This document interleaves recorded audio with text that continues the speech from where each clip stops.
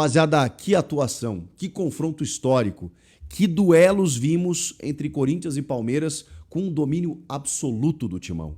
O Corinthians foi superior nos dois jogos. O Corinthians venceu os dois jogos. O Corinthians não tomou gol nos dois jogos. O Corinthians foi pouco ameaçado nos dois jogos. Claro, a gente está falando de um clássico. Teve um gol que foi anulado do Maurício no primeiro jogo ainda, no impedimento ajustado.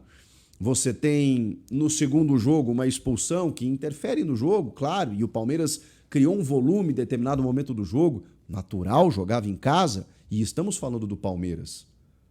Ao que todo mundo, ou quase todo mundo, antes do confronto, dava como uma tendência de um favoritismo ao Palmeiras. Favoritismo não significa que vá passar. Favoritismo é o time que está melhor naquele momento. E o Corinthians, cara, vivia, além de um momento de instabilidade técnica sob comando do Dorival, há não muito tempo, a gente contestava o time do Dorival, as escolhas do Dorival, a inconsistência tática do time do Dorival há não muito tempo. E criticávamos porque queríamos a melhora, porque queríamos enxergar um time. Hoje ele apareceu. Quando a gente colocava frente a frente contra um Palmeiras que investiu, que gastou, que reformulou, é verdade, que perdeu jogadores importantes, é verdade, Paulinho está lesionado, Estevão e Richard Rios foram vendidos, mas outros chegaram de altos investimentos. E o Abel Ferreira sempre dando jeito no time. O que a gente imaginava? Bom, olha a tabela do Brasileiro. É um Palmeiras que está disputando ali a ponta da tabela com as primeiras colocações. A gente imaginava que o Corinthians teria mais dificuldades. Olha o que acontece com o Corinthians no extracampo.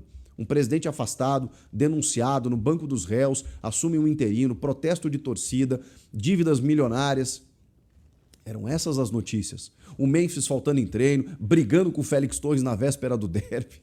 Era só isso que rolava.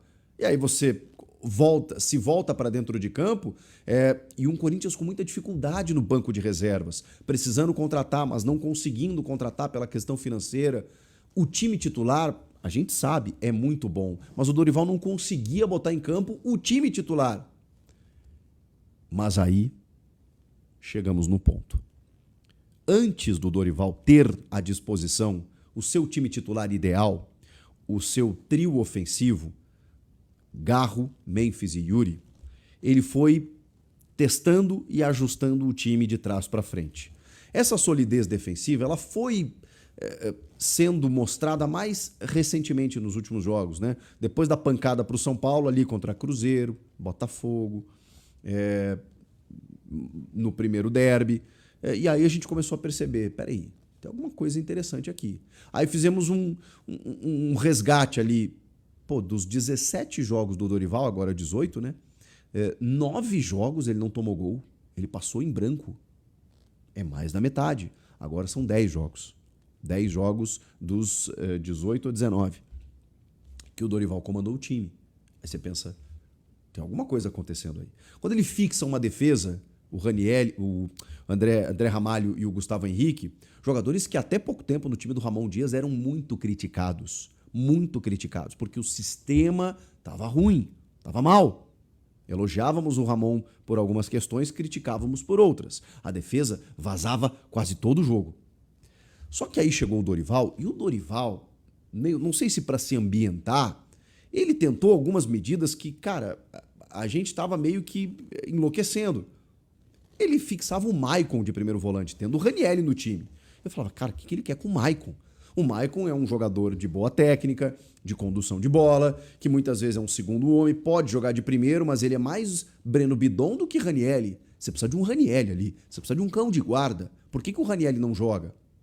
Aí ele entendia o Breno Bidon como um meia, e que o Breno Bidon poderia ser o substituto do Garro, muitas vezes. Só que ele também perdeu o Garro muitos jogos, ele também perdeu o Yuri muitos jogos. Então, esse atenuante sempre eu fazia com o Dorival, mas ele tinha que ajustar atrás, a defesa. E ele começou. Aí ele fixa o Matheus Bidu de titular na vaga do Angileri e você pensa, caramba, o que o Dorival quer com o Matheus Bidu? Matheus Bidu, talvez, tenha feito o seu maior jogo com esta camisa. Que atuação gigantesca. Eu não estou falando só pelo gol, tá?